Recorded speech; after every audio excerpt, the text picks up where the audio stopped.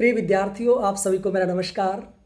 और आज इस वीडियो में हम जानेंगे इंद्रिय मन शुद्धि प्रत्याहार से, यानी इंद्रियों की मन की शुद्धि प्रत्याहार से कैसे हो सकती है। तो देखिए, एक सब्जेक्ट होता है योग एंड होलिस्टिक हेल्थ, जिसको बीए, बीएससी, बीकॉम, बीबीए जो यूजी स्टूडेंट्स होते हैं, यानी स्नातक के जो विद्यार्थी होते हैं वो पढ़ते हैं। साथ में जो पीजी के स्टूडेंट्स होते हैं, यानी पोस्ट ग्रेजुएट एमए, एमएससी योग में या डिप्लोमा योग के स्टूडेंट होते हैं, वो भी सब्जेक्ट को पढ़ते हैं। तो इस सब्जेक्ट की जो सेकंड यूनिट है उसके अंतर्गत ये टॉपिक आता है कि इंद्रिय मन शुद्धि प्रत्याहार से, कि इंद्रियों की और मन की शुद्धि प्रत्याहार से कैसे होती है।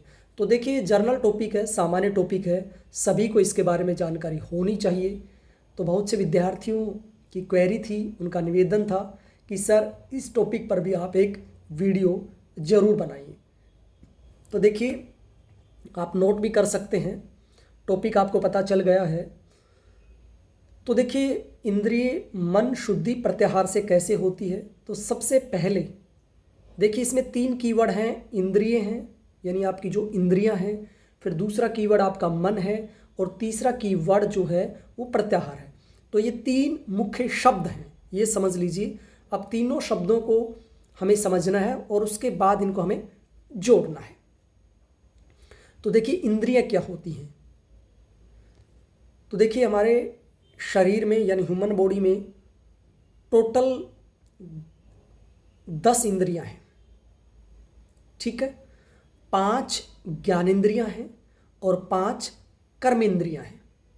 कितनी है टोटल? 10। 5 ज्ञानेंद्रियां, 5 कर्मेंद्रियां। तो जो 5 ज्ञानेंद्रियां हैं वो कौन सी हैं, उनकी ज़्यादा चर्चा होती है ना। तो 5 जो ज्ञानेंद्रियां हैं, या जिसे शुद्ध संस्कृत में ज्ञानेंद्रियां कहते हैं, ज्ञानेंद्रियां, और अंग्रेजी में सेंसरी ऑर्गन्स कहते हैं। Sensory organs in human body, यानी मानव शरीर में जो सेंसरी ऑर्गन्स हैं वो कितने हैं? 5 sensory organs in human body. तो देखिए, आप आँख, नाक, कान, बापू के 3 बंदर, बुरा मत देखो, बुरा मत सुनो, बुरा मत बोलो, है ना। आँख, नाक, कान, मुंह। मुंह का मतलब यहाँ पर जीवा है, ठीक है। एक आपकी आँख, एक आपके नाक, आपके कान, आपकी जीवा और आपकी स्किन, पूरे शरीर की जो स्किन है ना, त्वचा। ये 5 क्या है? सेंसरी ऑर्गन है। क्या है? 5 ये ज्ञानेंद्रियां हैं। यानी इन 5 की वजह से ही हमें आभास होता है, किसी भी ठोस, तरल, गंध पता चलता है, वस्तु का स्वरूप हमें पता चलता है, बाह्य स्वरूप पता चलता है। एग्जाम्पल से समझेंगे। जैसे आपकी आँखें हैं, आप मेरे को देख पा रहे हैं तो आपको याद है कैसा चेहरा है ना। आप मेरे को सुन पा रहे हैं तो आपको पता है कि क्या बोला जा रहा है, ठीक है। आप घर में हैं, आपका गैस सिलेंडर लीक हो जाता है तो पता कैसे चलता है? क्या देखकर पता चलता है, या सुनकर पता चलता है, या चख कर पता चलता है? नहीं, वो जो आपकी घ्राणेंद्रिय है, घ्राण जो है, नासिका जो है, नोज जो है, इनसे ही पता चलता है। अगर देखा होगा ना, कभी आपको जुकाम लग जाती है तो आपको स्मेल नहीं आती है ना। आपने देखा होगा, हल्की कहीं कोई तार जल रहा होता है घर में, है ना, कोई फॉल्ट हो गया है घर में, तो उसकी हल्की सी जो बदबू आती है उसी से पता चल जाता है। आप कहीं जा रहे हैं, रास्ते में कोई जानवर मरा पड़ा है, देखा होगा हवा के साथ उसकी बदबू आती है, तो आपको आभास हो जाता है, क्योंकि आप सूंघते हैं तो पता चल जाता है। तुरंत आप कपड़ा कर लेते हैं, वो है ना, हैंकी लगा लेते हैं, अपना टॉवल लगा लेते हैं, हाथ लगा लेते हैं, कुछ ना कुछ लगा लेते हैं। तो इसका मतलब ये जो हमारी घ्राणेंद्रियां हैं, है ना, नासिका, इससे हमें किसका पता चलता है? खुशबू का, सुगंध का, है ना। यानी आपकी जो स्मेल है वो कैसी है, खुशबू कैसी है, इसका पता चलता है। दूसरा, जीवा जो है वो टेस्ट बताती है कि आप कई बार खाते हैं ना, अरे कोई सब्जी खा रहे हो, अरे इसमें तो नमक ही नहीं है ना। कुछ खाते, अरे बड़ा खट्टा है, मैं तो नहीं खाऊंगा। तो क्या आप ये देखकर बता सकते हैं कि वो खट्टा है? सुनकर बता सकते हैं, सुनकर बता सकते हैं, या स्पर्श करके बता सकते हैं? नहीं, उसको हम टेस्ट करके ही बता सकते हैं कि ये खट्टा है, मीठा है ना, अम्लीय है, क्षारीय है, कैसा है। उसकी प्रकृति को हम चक्कर बता सकते हैं। ठीक है, कि जैसे पानी रखा है, उसमें नमक डाला हुआ है, एक में आपने चीनी डाली हुई है, तो आप कैसे बताएंगे उसमें कि ये कौन सा नमकीन पानी है और कौन सा मीठा पानी? क्या आप उंगली डाल के बता सकते हैं, या कान से सुन के बता सकते हैं, या नासिका से सूंघ के बता सकते हैं, आंखों से देख के बता सकते हैं? नहीं बता सकते हैं। उसको आप टेस्ट करके ही बता सकते हैं कि ये पानी नमकीन है और ये पानी मीठा है ना। आप नींबू पानी बनाते हैं तो देखते भी हो ना, टच करके कितना ज़्यादा मीठा तो नहीं गिर गया है ना। घरों में जो माताएं होती हैं वो सब्जी भी टेस्ट करके देखते हैं कि कहीं नमक ज़्यादा तो नहीं चला गया है ना। हल्की सी उस लेके और हल्का ऐसे करके चेक करके देखते हैं। तो ऐसी बहुत चीज़ें हैं लाइफ में जिनको हम जीवा से टेस्ट करके ही पता करते हैं कि इनका स्वाद कैसा है ना, कड़वा है, मीठा है, खट्टा है, कैसा है। अब जैसे आपकी त्वचा, अब आप कहेंगे कि सर त्वचा कैसे ज्ञानेंद्रिय है, इससे कैसे ज्ञान होता है? बिल्कुल होता है, त्वचा भी आपको ज्ञान कराती है। जैसे अन्य 4 इंद्रियां, आँख, नाक, कान, जीवा ज्ञान करवाती हैं, ऐसे ही आपकी जो स्किन है, आपकी जो त्वचा है, वो भी ज्ञान करवाती है। तो आप पूछ सकते हैं सर कैसे करवाती है? तो देखिए, आप कई बार स्पर्श करते हैं कुछ चीज़ों को, है ना, और आप ऐसा मान लीजिए अब सर्दी का मौसम है, सर्दी में आप स्नान करते हैं, सभी करते हैं ना। आप मुझे बताना, स्नान करते हैं ठंडे पानी से करते हैं, गर्म से करते हैं? तो आजकल अधिकतर गर्म से करते हैं, या गुनगुने पानी से करते हैं, या ताज़ा पानी से करते हैं। कुछ लोग होंगे ठंडे पानी से भी करते होंगे। तो आपने देखा होगा कि जब आप स्नान करते हैं तो उससे पहले आप पानी में उंगली डाल के ज़रूर चेक करते हैं कि पानी ठंडा है या गर्म है। लगता है कि बहुत ज़्यादा गर्म है तो थोड़ा ठंडा पानी मिलाते हैं, लगता है कि बहुत ज़्यादा ठंडा है तो थोड़ा गर्म मिलाते हैं। तो आप मुझे बताइए, तो ये आपकी त्वचा तो बता रही ना, है ना, त्वचा बता रही है। आप बताइए कि आप सुनकर बता सकते हैं, देखकर बता सकते हैं, है ना, या सुनकर बता सकते हैं, या जीवा से टच करके बताएंगे कि ठंडा है, गर्म है पानी, है ना? नहीं बता सकते, नहीं, त्वचा ही बताती है। तो ऐसे ही बाहर हवा ठंडी चल रही है, गर्म चल रही है, ये स्किन ही हमें आभास कराती है ना कि हवा में खुश्की है, नमी है, ठंडा है, गर्म है। तो ऐसी बहुत चीज़ें हैं। आप कोई फल लेने जाते हैं मार्केट में, कोई सब्जी लेने जाते हैं, तो आप देखकर भी देखते हैं कि ठीक है कि नहीं है इसकी कंडीशन। बाकी आप हाथ लगा कर भी देखते हैं कुछ चीज़ों को, हाँ ये ठीक है। कपड़ा भी आप लेने जाते हैं मार्केट में तो उस कपड़े को भी आप ऐसे चेक करके देखते होंगे ना, ऐसे कि ये कपड़ा ठीक है कि नहीं है ना, कि सॉफ्ट है या टाइट है ना, कैसा कपड़ा, ऐसे आप देखते होंगे ऐसे ऐसे करके ना, कि टाइट है या ठोस है, कैसा कपड़ा है, ज़रूर देखते होंगे आप, हल्का है, भारी है। तो ऐसी बहुत चीज़ें हैं लाइफ में जिनको हम स्पर्श करके अनुभव करते हैं। कोई चीज़ ठोस है या मुलायम है, ऐसे बहुत चीज़ें हैं। तो आप समझ गए होंगे 5 सेंसरी ऑर्गन्स के बारे में, eye, ear, nose, tongue and skin. These are 5 sensory organs. अब हम आगे बात करते हैं। 5 हमारी कर्म इंद्रियां हैं, ठीक है। 5 हमारी सेंसरी ऑर्गन्स थी जिनकी हमने चर्चा की, जो आपको ज्ञान करवाती हैं अलग अलग वस्तुओं का अलग अलग तरीके से। ऐसे ही 5 कर्म इंद्रिय हैं जिनसे हम कर्म करते हैं, ठीक है। उसमें सबसे प्रमुख आपके क्या है? हाथ है, ठीक है। हाथ, पैर, जीवा, 3 हो गए। आपके हाथ, आपके पैर, आपकी जीवा, 3 हो गए। पायु और उपस्थ, पायु और उपस्थ, ये 5 हैं, ठीक है।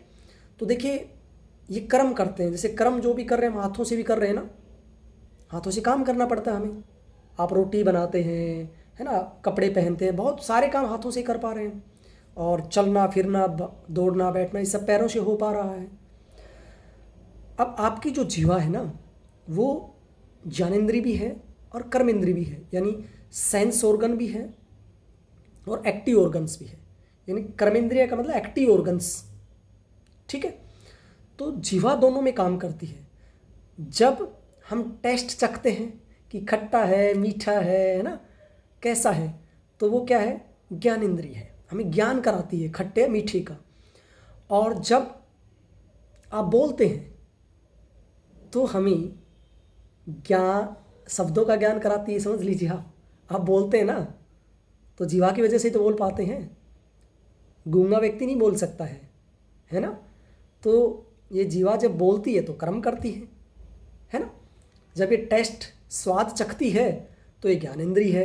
जब ये बोलती है तब क्या है, ये कर्मेंद्रिय है। यानी पहले इसने टेस्ट किया कुछ चीज़ और फिर आपने पूछा भाई कैसा था, फिर आप बताते ना कि खट्टा था, मीठा था, है ना, खारी था, जैसा भी था बताते, एक्सप्लेन करते हैं, तो एक कर्म कर रही है।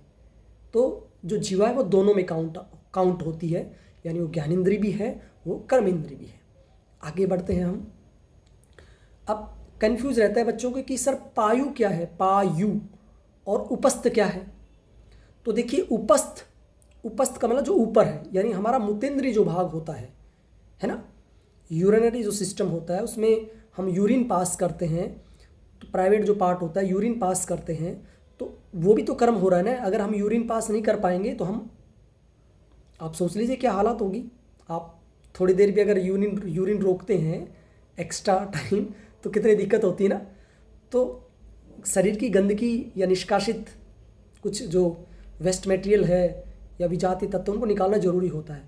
तो जो आपका उपस्थ है, यानी जो मूत्रेंद्रिय भाग है आपका, वो भी कर्म करता है, उसको उपस्थ कहा है, उपस्थ। अगला है पायु।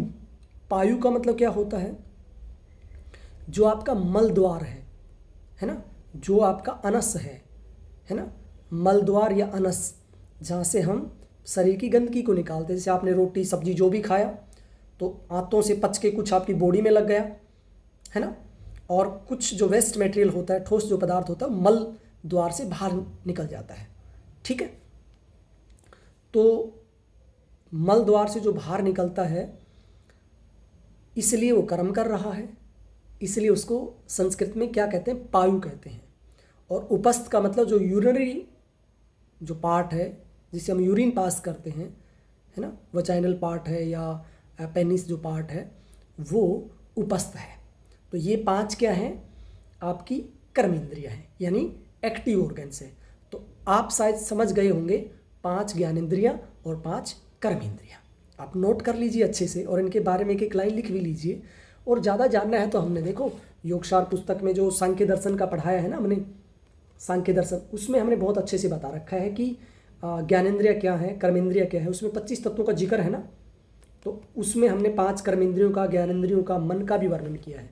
अब अगला हमारा जो ट्रम है दूसरी हमारी जो ट्रम है वो मन है। हमने कहा था ना 3 प्रमुख शब्द हैं, इंद्रियां, मन और प्रत्याहार।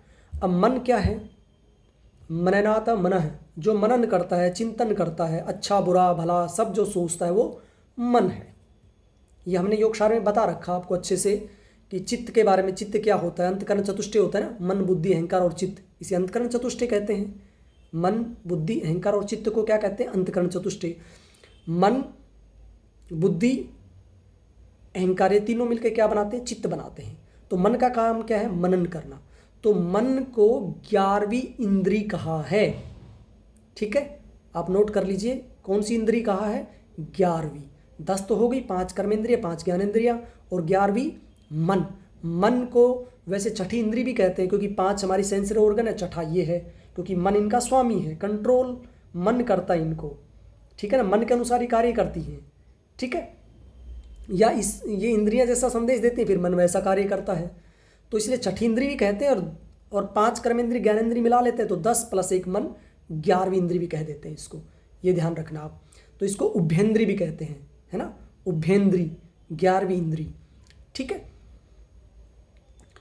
तो ये आपको पता चल गया मन के बारे में। मन मनन करता है, चिंतन करता है, अच्छा बुरा भला सुख दुख सब सोचता रहता है। ये काम मन का है, मनन करना, चिंतन करना। अब देखिए, अब प्रत्याहार क्या है।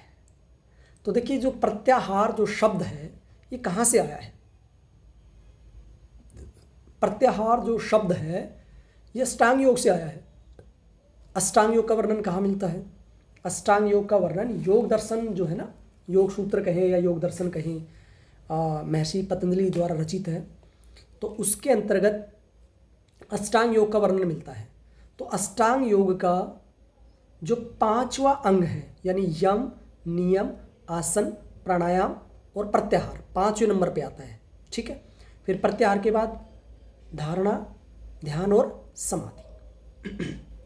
तो प्रत्याहार है ना, बीच का काम करता है, यानी ये शुरू के जो 5 हैं वो 4 कह लेंगे हम। शुरू के जो 4 हैं वो बहिरंग है, वैसे 5 माना गया है, एग्जाम की दृष्टि से 5 है। नॉर्मली आप समझ लीजिए, यम, नियम, आसन, प्राणायाम बहिरंग है और धारणा, ध्यान, समाधि अंतरंग है। और प्रत्याहार क्या करता है, सेतु का काम करता है, दोनों को जोड़ने का काम करता है, ठीक है।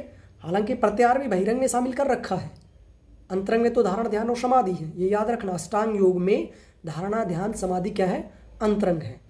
यम, नियम, आसन, प्राणायाम, प्रत्याहार क्या है, बहिरंग है, ठीक है। लेकिन प्रत्याहार क्या करता है, सेतु का काम करता है, दोनों को जोड़ने का काम करता है, अंतरंग और बहिरंग का। अब देखिए, तो प्रत्याहार को हम सीधा पढ़ते हैं। तो जो साधन पाद है ना, योग दर्शन का साधन पाद, एक आता है समाधि पाद, फिर दूसरा साधन, फिर तीसरा विभूति और चौथा कैवल्य पाद। तो साधन पाद में और विभूति पाद में अष्टांग योग का वर्णन मिलता है, ठीक है। तो साधन पाद में प्रत्याहार का वर्णन मिलता है। तो दूसरे अध्याय का जो 54वां सूत्र है उसमें बहुत स्पष्ट ढंग से प्रत्याहार को डिफाइन किया गया है। तो देखिए, प्रत्याहार का सूत्र है सव विषय असंप्रयोगे चित्तस्य स्वरूपानुकार इव इंद्रियाणाम प्रत्याहार, ठीक है। सव विषय असंप्रयोगे चित्तस्य स्वरूपानुकार इवेंद्रियाणाम प्रत्याहार, यानी इंद्रियों को विषयों से विमुख करना प्रत्याहार है। तो देखिए, पहले ये समझ लीजिए प्रत्याहार होता क्या है। तो 2 शब्दों में तोड़ते हैं इसको, प्रति प्लस में आहार, ठीक है। प्रति प्लस आहार, प्रति का मतलब क्या होगा, विपरीत, आहार का मतलब क्या होगा, भोजन, ठीक है। प्रत्याहार को हमने 2 शब्दों में तोड़ा, प्रति प्लस आहार।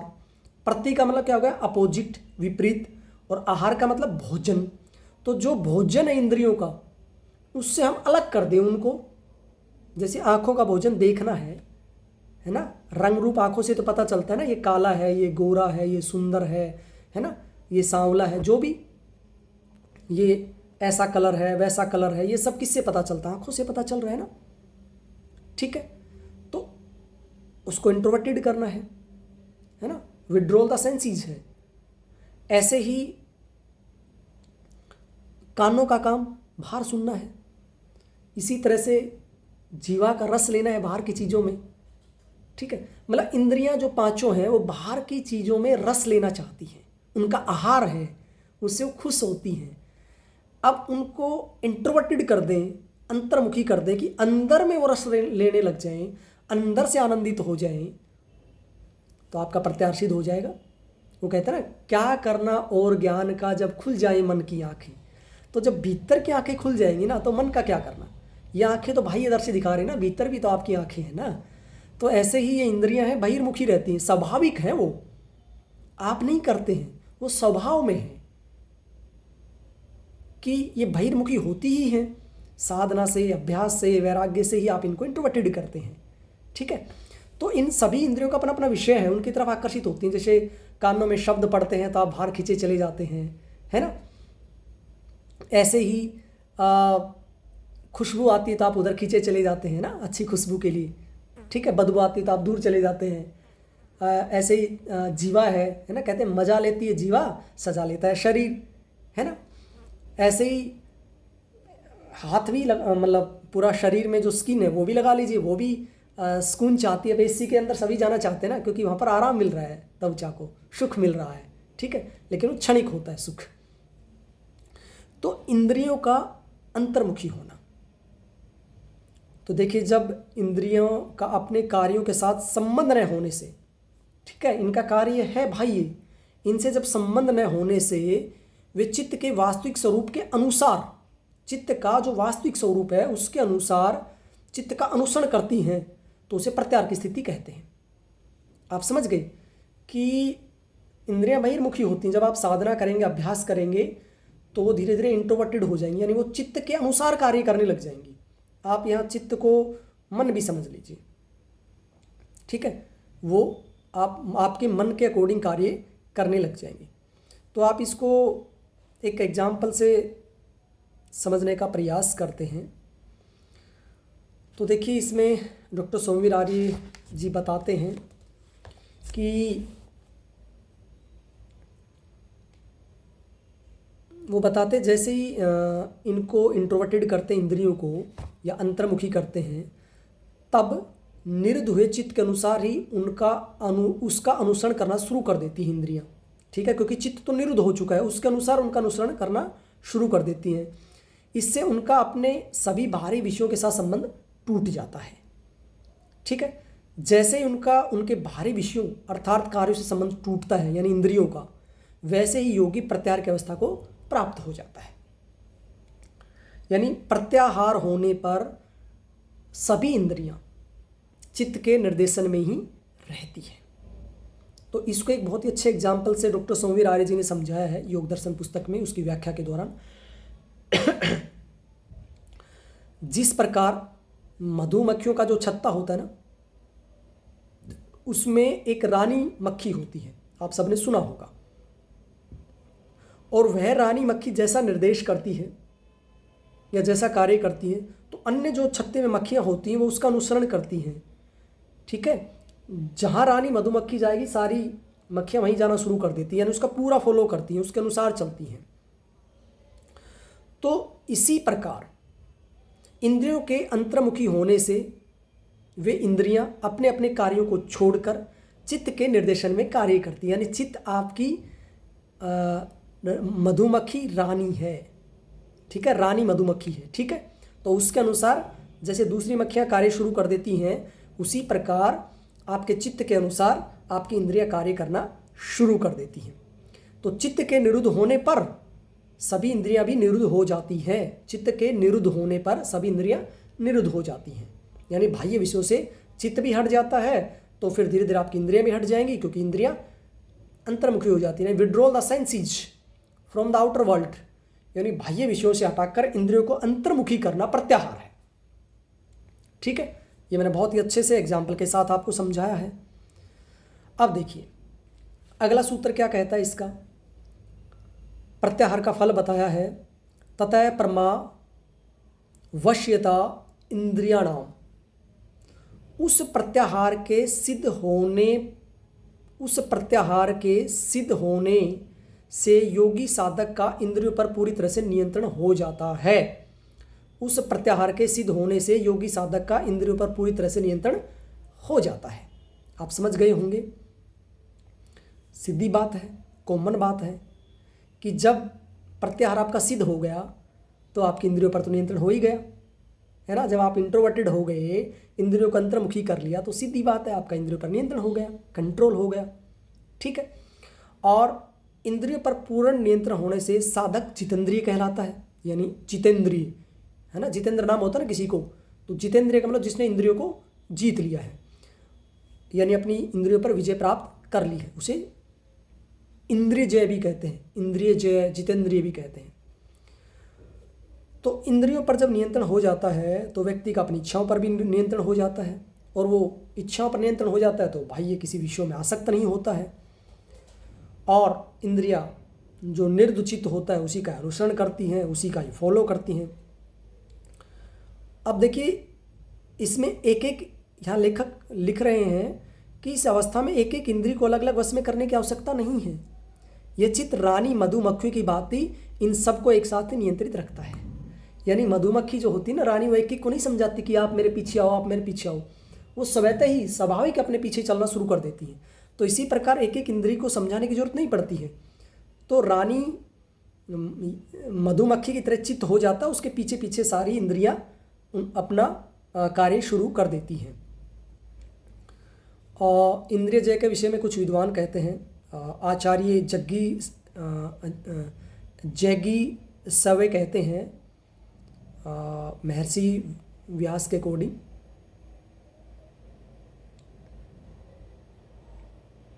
चित्त की एकाग्रता के कारण इंद्रियों का विषय भोगों में अनासक्त अर्थात अभाव हो जाना ही इंद्रिय जय है।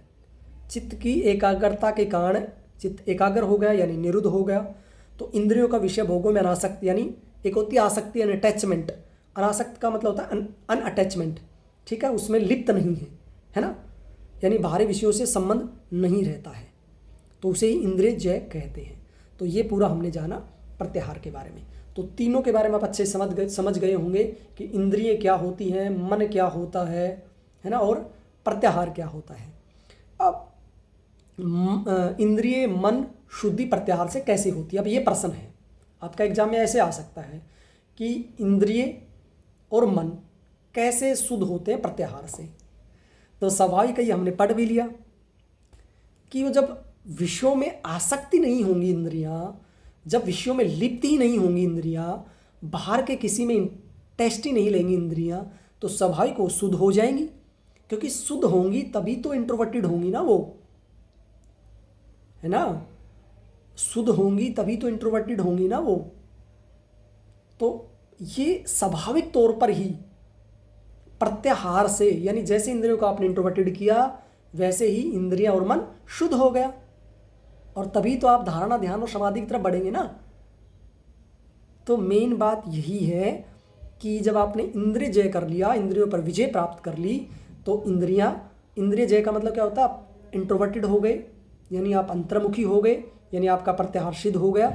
प्रत्याहार के सिद्ध होने पर स्वतः ही आपकी इंद्रियां और मन भी शुद्ध हो जाते हैं, पवित्र हो जाते हैं, डिवाइन हो जाते हैं, दिव्य हो जाते हैं। ठीक है, ये बात क्लियर। तो ये मैंने आपको सामान्य से एग्जाम्पल्स के साथ समझाने का प्रयास किया है। फिर भी आपके मन में कोई क्वेरी हो, कोई डाउट हो, किसी भी तरह का कोई कन्फ्यूजन हो, तो निसंदेह निसंकोच आप मुझे डायरेक्ट मैसेज करके पूछ सकते हैं। आज के लिए इतना ही। आप सबका बहुत बहुत धन्यवाद।